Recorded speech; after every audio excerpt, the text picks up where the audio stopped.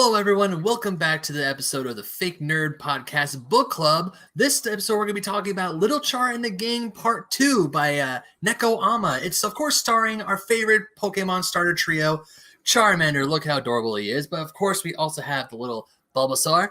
You have all three. And, of course, we have Squirtle. You bitch. Where's his glasses? Who the hell are you? You're not Squirtle. It's Ditto Squirtle. Oh, I was like, I was gonna say, I'm pretty sure that's Ditto on purpose. No, yeah, it's Ditto Squirtle. Fanny got this when we went to a WonderCon a few years ago because they had like the whole Ditto line. But yeah, we are talking about strips 53 to 105. And I gotta ask, guys, how did you enjoy this little block of Lil Char and the Gang?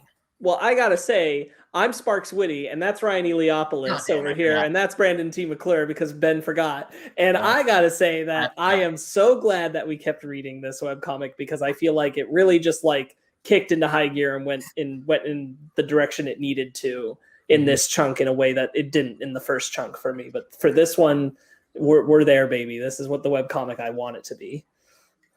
I also enjoyed these strips more than I did the first 50 some odd that we did. I found this to be, I don't know if I found them funnier, but I did find the writing to be a lot sharper and the stories. We talked about it a little bit. There's a nice bookend to these strips that we decided to do with Eevee. I found the emotional weight of those stories to be very well handled. Yeah. Yeah. What about you, Ryan? I loved it a lot. Liked it a whole lot. I'm glad we kept going. Excuse me. I really like that there were more arcs in this set. Like I like that because it's not that I can't connect with the characters, but it's hard to really get to know them when you're just doing one small thing at a time. But when I get to know them over like an adventure, which we did have a few in the first set, but like there was a bunch of just like small arcs in this with a lot less just one page intervals. I think it was really fun. I like the characters. I love Eevee. I think it's a great new character. The stuff with that and the family, it's like that's the kind of like emotional content I was looking for from the first batch. There's some real quickly, Ben. Sorry. There's some really good stuff with the Eevee, but I wanted to just mention one strip that I thought was hilarious was the one that was just pictures of his Post-it notes. Oh, when the computer. Both of them. The one where Bulbasaur breaks the computer, and then the other one where it's like, "Good luck finding a new computer." Yeah, I thought both of those are hilarious. Though. So when I first discovered Lil Char and the Gang, or not when I first discovered, because if you've been around the internet, you're probably bound to see a strip or two someone post on Facebook or your favorite meme website. And when I finally found the webcomic, and I just blasted through the first night when I first read it, I got to those post-it notes. Those post-it notes were some of the funniest things I've ever seen. Just because it's that electric Pokemon, the Electic, I think it's called, and he's just like, "Good God, what did you do to this computer?" And you have like the Electabuzz, you have like I think it's a Magnemite. You just have a bunch of Pokemon just staring at it, going, "What does this guy do?" There's also something that this set does better, and it pairs off characters. Like we talked about in the first strip, some of the best ones were when Bulbasaur was on his own with. It was Cyndaquil, and Totodile. I knew that Cyndaquil. He's my favorite. Yeah, he's my favorite too. And so like this one pairs up Bulbasaur and Squirtle for a small adventure. Charmander has more to do with it. They go more into the family dynamic of Charmander and his mom. We actually see his mom in these strips.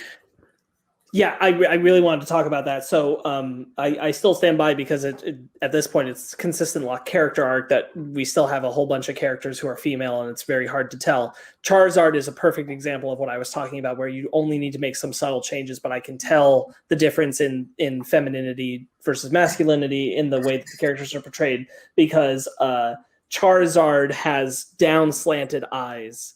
And his wife has up slanted eyes. So their brows are designed differently. And that alone made it so I'm like, I was never confused on they're also colored slightly differently to help. The ears have different angles as well. Yes, absolutely. Yeah, that's another part of it. His are sharper and hers curved down. And that's exactly what I meant, that I'm like, I'm just not seeing enough of that in the female characters of some of the other ones where we see the male and the female next to each other, and I can't tell them apart.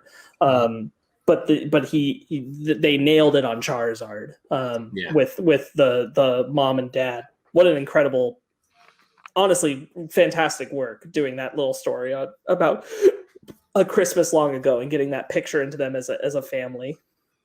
It's again, like the thing that when we first started Radiance, I didn't expect so many of the characters to be involved. I thought I was just going to be following the 3 Pokemon. So like when we get so much of the family stuff, and they have been friends. These parents have been friends since they were the kids' ages, and like getting to see all of their stuff and stories that they get to tell. Like it was like it really like built this world that I've been reading. And like yeah. So there is actually a criticism that I do have with what you're saying, Ryan.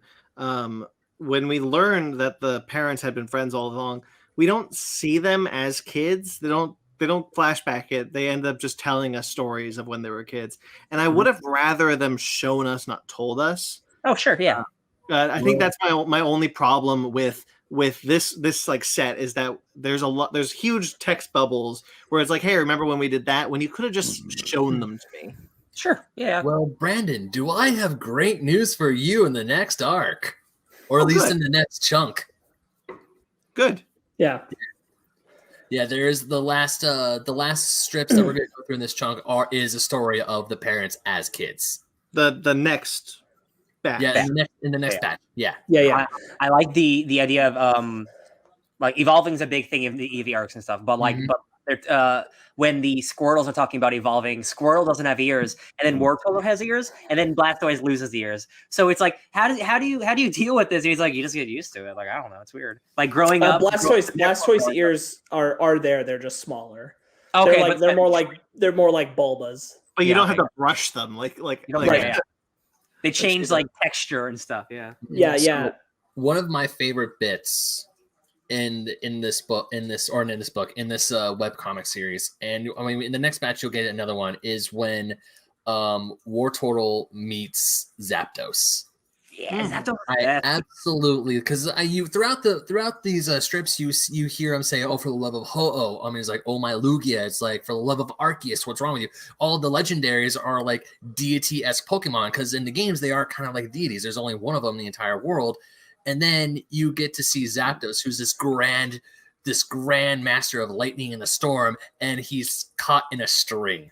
He's a goof. It's hilarious. And just when Wartortle was like, "You're not gonna shock me," he's like, "Child, I can control my thunder. Relax." I love this. Like they're introduced, and it's just like, "I am the wind, the fells, the forest. I am the thunder." Like this big monstrous thing, and it's like, I'm caught in a kite trap. There is no world where you cannot convince me that panel of Zapdos saying, "I am the wind that fells the forest. I am the thunder." That is a joke on that Dragon Ball Z Super Saiyan Goku speech when he says, "I am the hope of the universe. I am the beacon for all living beings that cry out for peace." Yeah, okay. Good. Yeah, nightmare to you. Yeah, it's definitely a parody of that. I love it. The kite's a nightmare. I love it. Gloom, this whole zombie thing. I love the zombie thing. Like just pulling a big old prank. And like this, like Gloom looks like a zombie. That's just her face. Like, oh, that's that poor. Yeah, everyone's like, "Is Gloom a zombie?" And it's like, no, man, that's rude. That's just what Gloom looks like. It's just her face. The horse one. I forgot the fire horse. Ponyta. Where he's like, "Man, I burned a lot of people." Yeah. I want to say it's like when because Ivysaur is the one who's in the prank because Wartortle's not, and then they're like, "Hey, you kind of broke our door."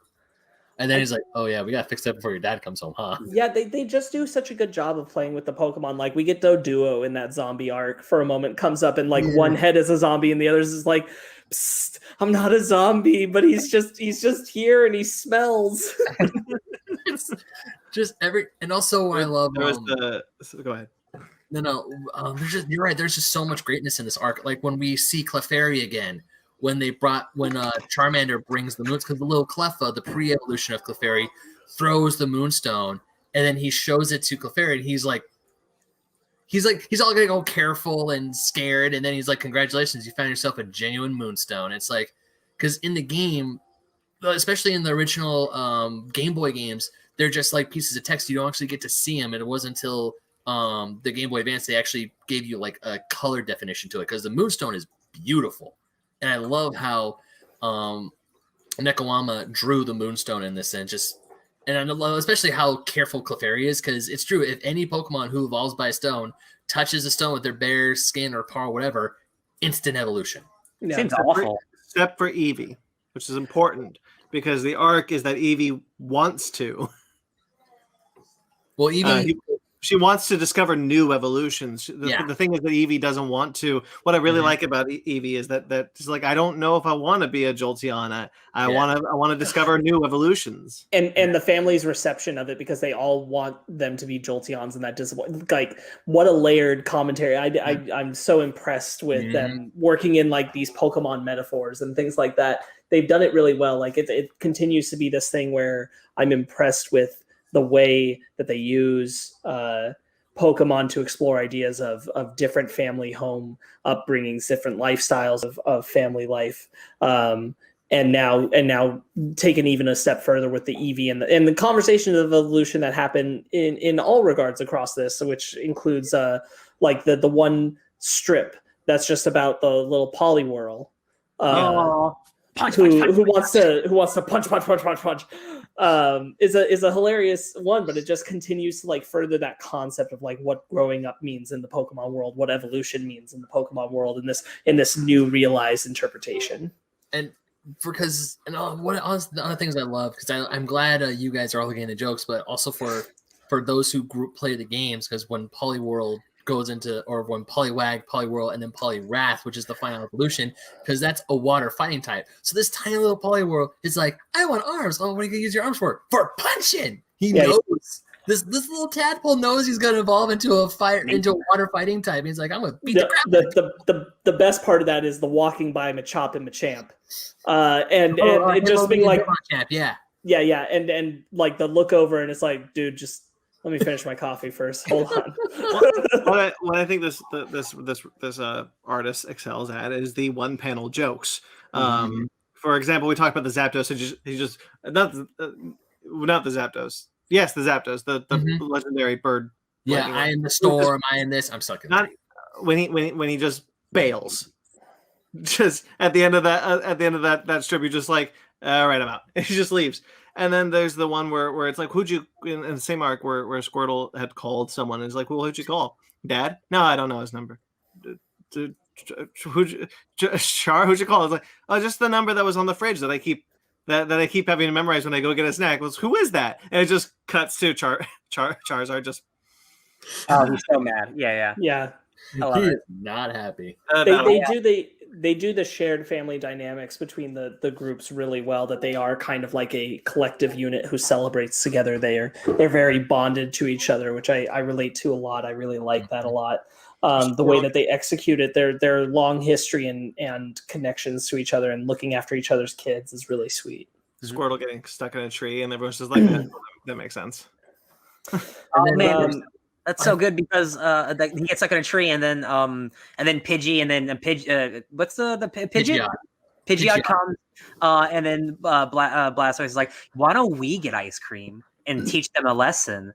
And Pidgeot's like, isn't that a little extreme? And he's like, what's the joke? It's like, Charizard.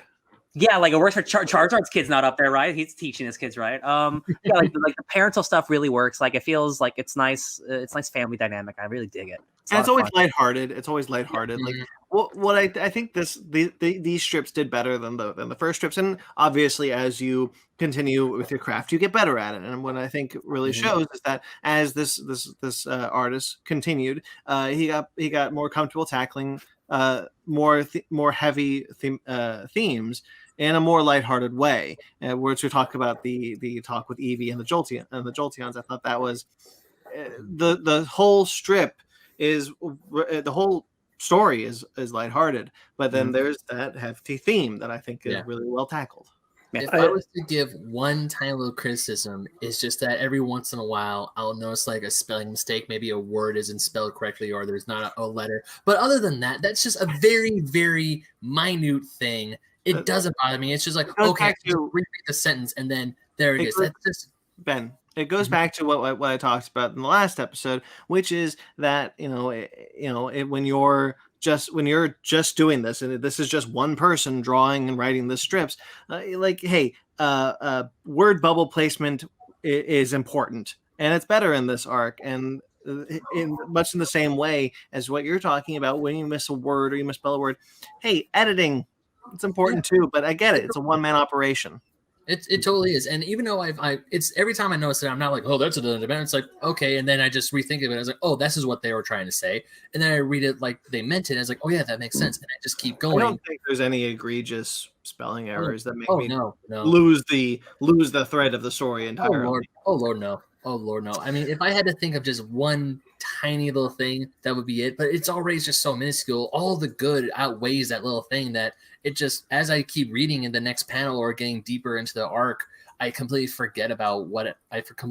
I'm just like, I want to see these kids do kid stuff. It's like Brandon, you were saying, when Squirtle gets stuck up in a tree, and then Pidgey's like, all right, I'll go get my dad, and then Blastoise walks by and he just lays like, why is my son in a tree? You know what? Just in case the artist is watching this, unlikely, but just in case, I just read a major Big 2 comic book that had a spelling error. It happens. Yeah, right. It always happens. I think there's some really exceptional material here. I think particularly of the bit that's about Charmander's plant. And when he looks at it and he thinks of his mom because he doesn't have strong memories of his mom, and that he's like, Charmeleon and Charizard kind of get a little irritated that I don't remember her, and so we kind of end up not talking about her. So I look at the plant because that makes me think of her, and I was like, damn. Also, this is the block. This little block that we read is also where Charmander gets his scarf. Yeah, we see that in that flashback story. Yeah. So when Charmander gets his scarf, Charmeleon. Yeah, Charmeleon gets a scarf because it's a hand-me-down. Yeah, Charmeleon gets the scarf, and then is it this block? No. We saw it in the first arc they gave it to Charmander. Charmeleon got it here in this flashback. You're right. That's the first time the scarf is given. Yeah, because that scarf plays in later on, but seeing little baby Charmander, little baby Squirtle, and finally being introduced to little infant Bulbasaur for the first time, it's like, here's when the gang officially all comes together and they all meet. Yeah, these kids are only like 6 years old. I will say, like, I also think that the characters of most characters are more well-rounded, the ones that are consistent, but especially the characterizations of Lil Char and Squirtle, because now it is becoming more clear, like, the levels of Char, and even though he's kind of like de facto protagonist, he doesn't have a lot of the protagonist tropes to him. And Squirtle, while rambunctious and goofy and dangerous and reckless, he's not stupid, which I credit. Like, I think that balance is handled really well. Like, when they go into the factory and everything, it never feels like Squirtle's just a total moron. And it'd be easy to do that with a character like what Squirtle is. Squirtle hears that he's going to watch like 15 hours of a movie marathon, like out of the blue. He's down for it. Yeah, I party with, sure. Yeah, exactly. And I love the way that like the teen evolutions are being better formed in this one, as like Charmeleon coming in when they're working on the comic book. And he's got that attitude, like, you're gonna be like, he's gonna say this is lame or something, and then it immediately cuts to him like doing it with them, and he's like, that is absolutely like, it's good stuff. That is absolutely my favorite arc, not just because I love comics, but just like the art of creating and then having like a sibling or like a older influence get in and like be a part of that and like be interested in it is so rewarding and fulfilling. And like, and then at the very end when like Charmander's like, yeah, I'll meet you in a second, and he's just reflecting on the comic that he made. He's like, this is awesome. Like, it's so heartwarming. I love it. Yeah, I think one of my favorite lines in that whole bit about Charmeleon being supportive of it, he's like, I can definitely have us like Xerox some copies. I think I want to keep this for myself. And him just meaning that he's not saying it to appease his siblings. He's like, I care about having done this with you. The relationships are just really well handled.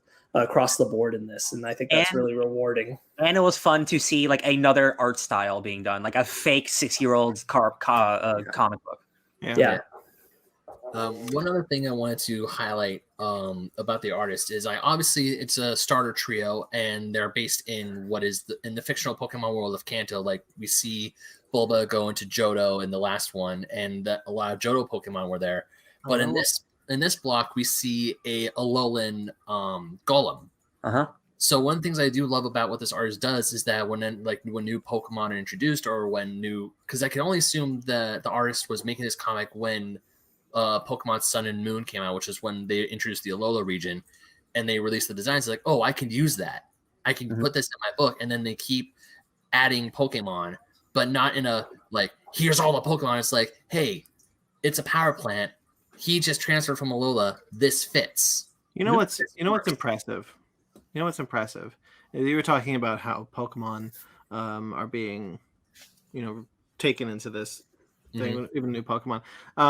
What I find it really impressive, and it's not easy, and I just got to say props for this, again, one-man operation, is that everyone has a distinctive voice.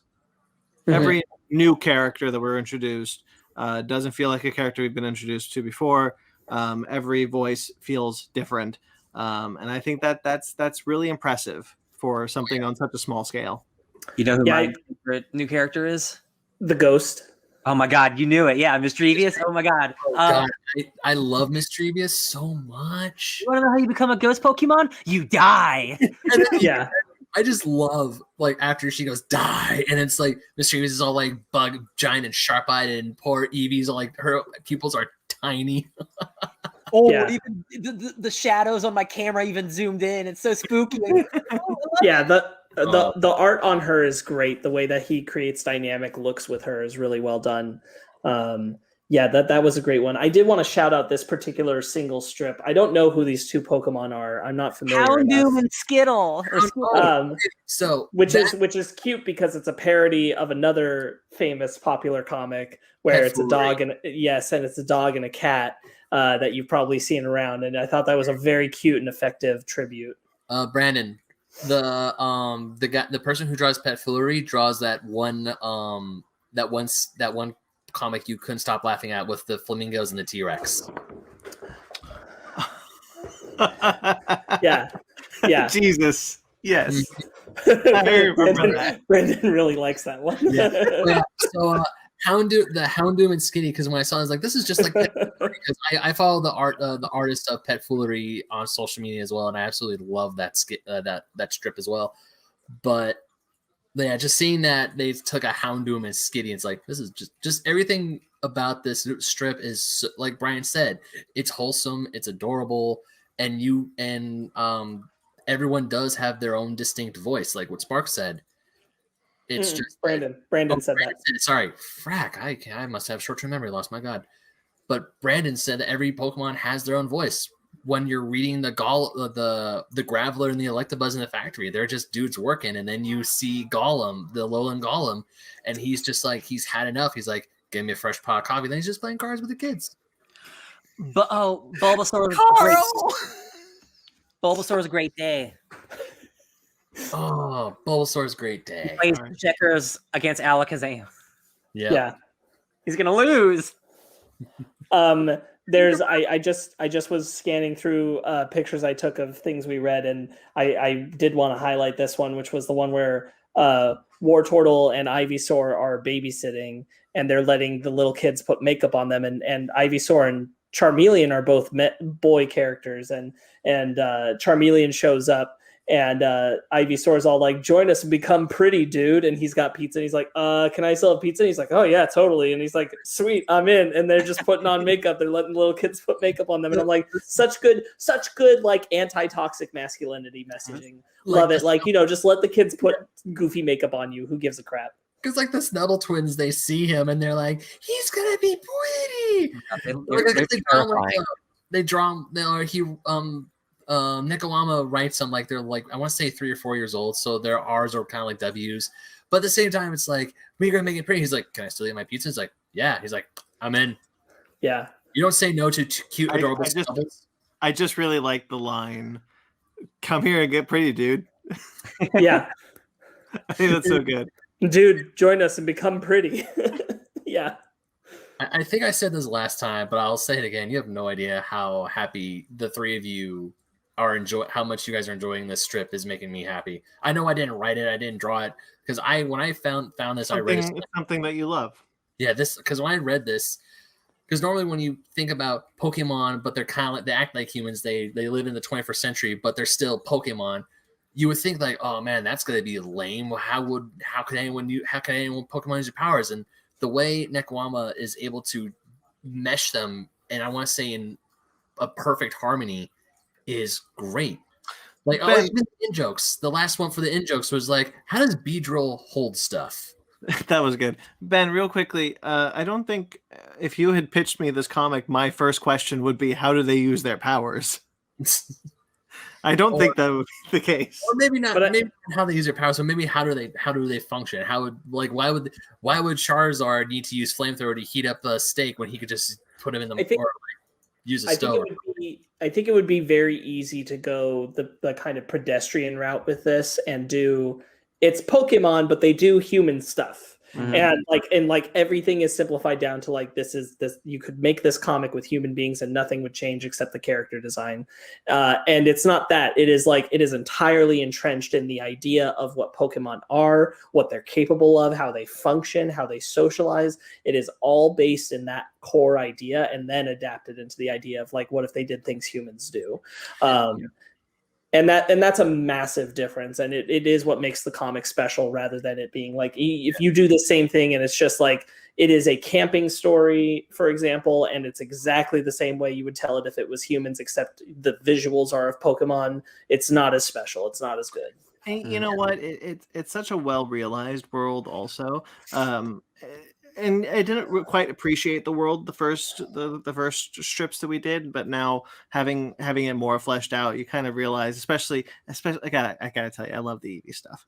But so I'm gonna come back to that a lot. But like the Eevee stuff is excellent through and through. But the idea is of the world, he's really thought of this, of how aging would be different for Pokemon because they can evolve, how society would be slightly different because they could evolve with a different species and everything like that. I think the world is really well thought out, and there was some care put into this. It makes me curious for the future with like, there are some Pokemon who don't evolve. So are they eternally young or are they just always old? Like kind of things like I think we're going to be seeing like more, again, like with the Eevee stuff, like more fleshed out, curious questions about the nature of Pokemon and how that works with this being a human parallel. I'm very excited to get caught up for the next episode. Same. I hope we get back to the Magikarp. Oh my god, man! I didn't even think about that. We didn't get a Magikarp this whole time. Yeah, we didn't. But how much XP do you think it got? 0. God, if this comic doesn't end like when they want to be done with it, if it doesn't end with Magikarp becoming a Gyarados, I don't know. 100%. Reading this, man, like I don't expect it to happen, but in my dream, in like a couple years, I see like this being option for like Cartoon Network and then making like a show out of this.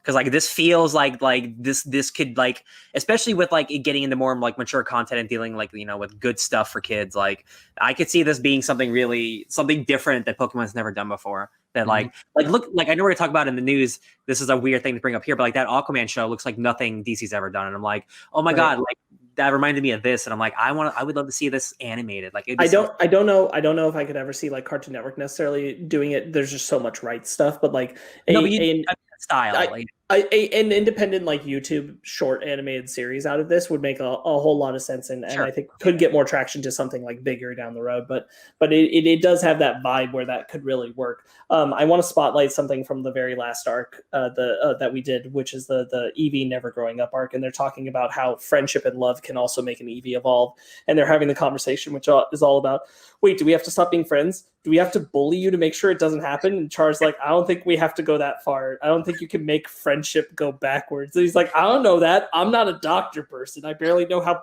normal evolution works.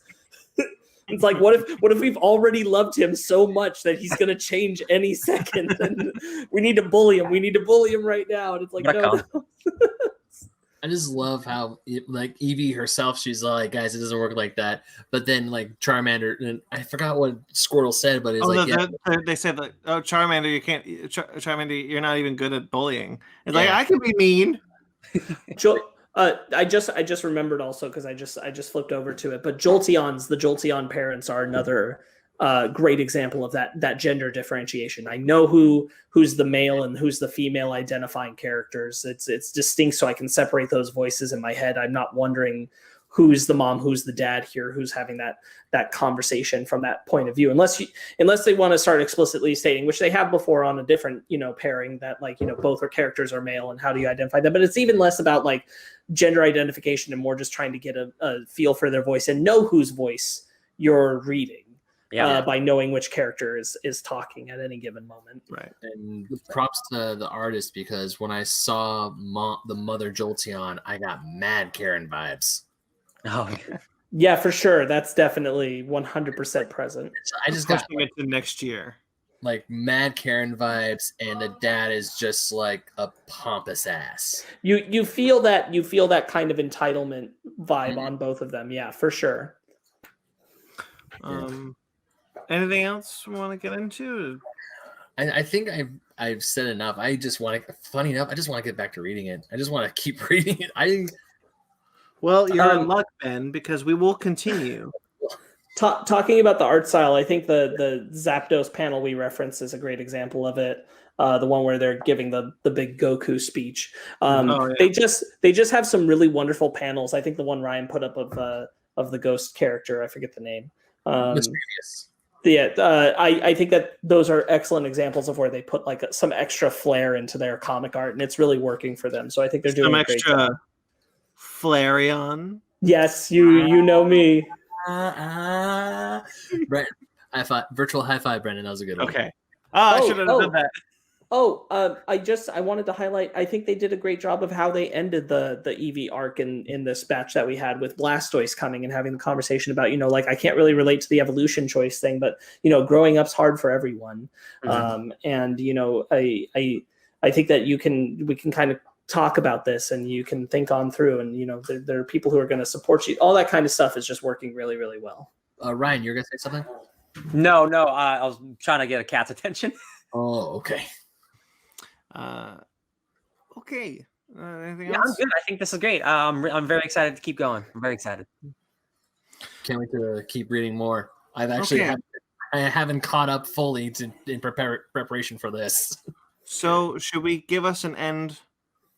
Let me pull it up real quick. There's like 50 or less, right?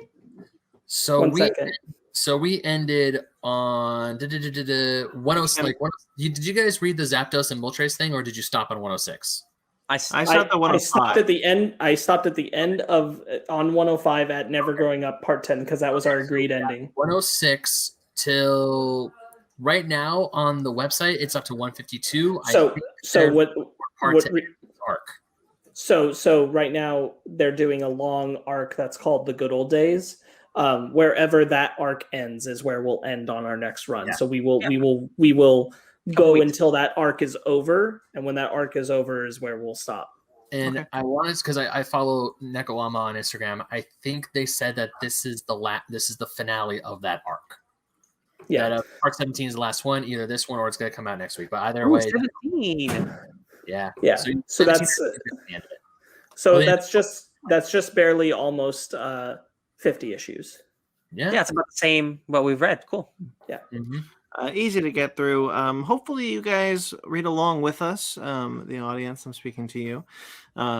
If not, hey, keep coming to hear us talk about this cool webcomic. It's great. All right, so that'll be that. You can make sure to like this video and subscribe to this channel. I just did this an hour ago. I can do it again. Don't break the illusion. Oh, I'm so sorry. I'm not wearing the same clothes. Hey, not everybody who watches WandaVision reads Lil Char in the gang. True. Okay, make sure to like this video, subscribe to this channel, and of course, there are more shows on this channel because, hey, We like shows. We like giving you content. We like giving you cool, fun stuff that we talk at you for an hour or more. We like talking. You can, of course, check out the back catalog of the Fake Nerd Book Club, where we talked about Wasted Space, Mighty Morphin Power Rangers, or even The Pride. We did that for an episode. Those are the only comics we've done so far. Hopefully, we will do more. Of course, we have the Fake Nerds Watch series, which we are currently doing WandaVision, the latest entry in the Marvel Cinematic Universe. You can, of course, go through the back catalog there if you want. We also have Basement Arcade, which new stuff coming soon. Check out the very long Sonic the Hedgehog playthrough that is currently up there. It's not even done yet. Holy crap. That's not done. Of course, you can also check out our newest show, Basement Arcade Pause Menu, where we just had adults talking anime plus talking about video game consoles. All of that is up on this channel. And of course, the Mothership Podcast, Fake Nerd Podcast, where you can watch us talk about movies and news and other comics even. We do that live every Sunday because we're trapped in the hellhole that is the quarantine. And that's never ending, apparently.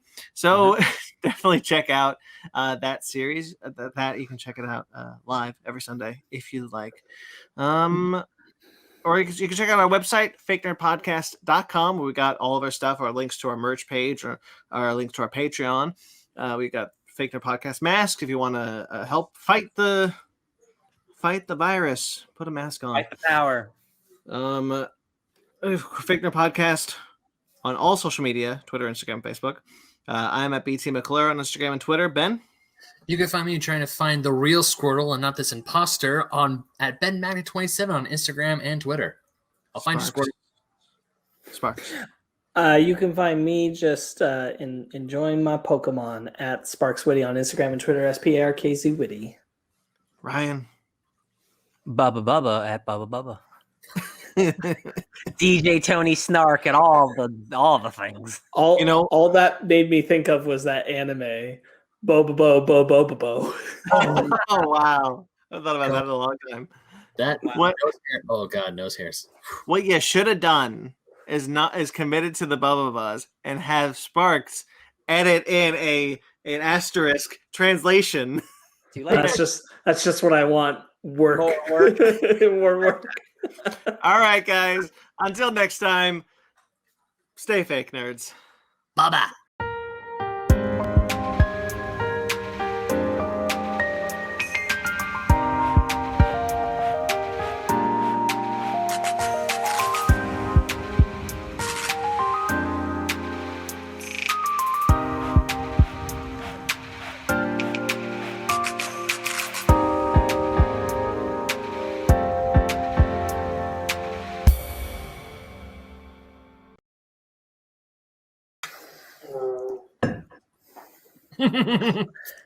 It's my Stitch. Is